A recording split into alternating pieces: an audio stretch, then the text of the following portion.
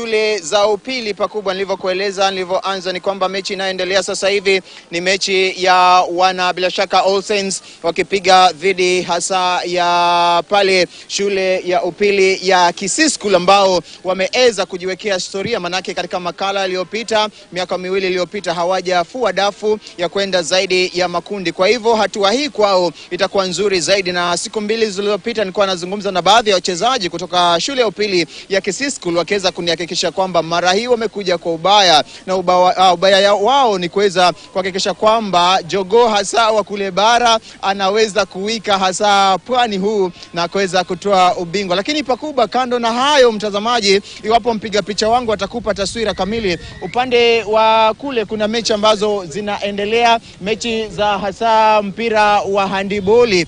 Kumbuka kwamba mabingwa watetezi ambao ni pale St. Luke's Kimilili watakuwa wanasaka kuweza kutetea ubingwa wao katika nusu finali. Lakini kando na hayo pia kuna mashindano ya mpira wa vikapu ambayo yanaendelea upande wa pili. Mabingwa watetezi Butere wanapiga hasa dhidi ya wawakilishi kutoka eneo la Nairobi ambao ni Olympic High School upande wa wasichana. Alafu kuna mechi nyingine ambayo imekwenda mapumzikoni dakika chache zilizopita ambayo inahusisha Kayatiwi wanaowakilisha eneo la Pwani wanapiga dhidi ya wawakilishi kutoka eneo la Bonde la Ufa ambao ni St. Joseph's Girls Kitale. Na kumbuka kwamba ni mechi ambayo Kayatiwi wanaongoza, na upande wa Butere Girls, Butere wanaongoza mechi ambayo ipo katika robo yake, inaingia robo yake ya tatu, na robo ya kwanza na pili Butere waliweza dhidi Olympic waliweza kufanya hivi. Butere waliweza kutoa ushindi wa 11-6 katika robo ya kwanza.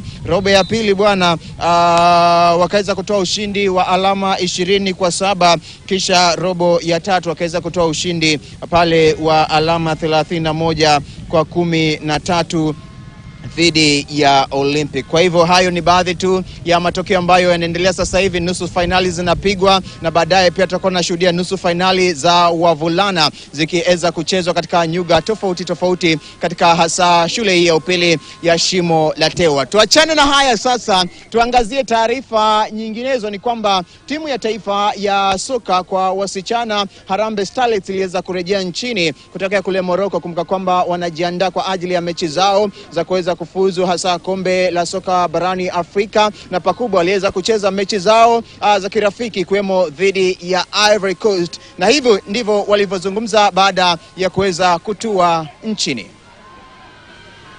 We say that we picked lessons, we have time, we are hoping for another good friendly in